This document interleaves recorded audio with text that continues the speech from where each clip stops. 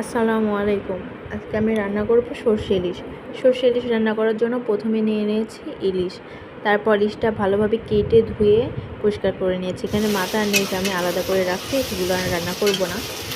তারপর এখানে নিয়ে নিয়েছি রাঁধুনি রেডিমিক্স সরষে ইলিশের প্যাকেট। নেওয়ার পরে প্যাকেটটা ছিঁড়ে আমি পানি দিয়ে সেটা ভিজিয়ে রাখছি। তার মধ্যে সব কিছুই দেওয়া আছে, এ টু জেড, কোনো কিছু এক্সট্রা আলাদাভাবে মিক্স করতে হবে না। এখানে ঝাল যদি কেউ কমায় বাড়ায় খাই, লবণটা দিয়ে নিতে হবে। তারপরে দিয়ে দিয়েছি কড়াইতে পরিমাণ মতো তেল। তেলে দিয়ে দিয়েছি পরিমাণ মতো পেঁয়াজ কুচি, হাফ কাপ পেঁয়াজ কুচি।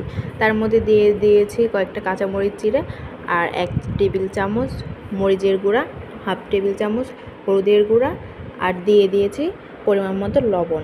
তারপর কিছুক্ষণ নেড়ে চেড়ে কষিয়ে নেওয়ার পর দিয়ে দিয়েছি সরষে ইলিশের যে গ্রেভি, সরষের গ্রেভিটা দিয়ে দিয়েছি। দেওয়ার পর কিছুক্ষণ কষিয়ে তার মধ্যে দিয়ে দিয়েছি ইলিশ মাছগুলো দেওয়ার পর আবারও ভালোভাবে নেড়ে চেড়ে কষিয়ে নেওয়ার পর যখন মাছগুলোর ওপর দিয়ে তেলগুলো বা মশলার ওপর দিয়ে তেলগুলো ভেসে উঠবে, তো সেই টাইমে দিয়ে দিয়েছি ঝোল, পরিমাণ মতো পানি দেওয়ার পর যে কে কতটুকু ঝোল রাখবে, পাতলা রাখবে বা ঘন রাখবে, সেটা তার ইচ্ছা মতো রেখে নামিয়ে নিতে হবে। নামিয়ে নেওয়ার পর পরিবেশন করবেন।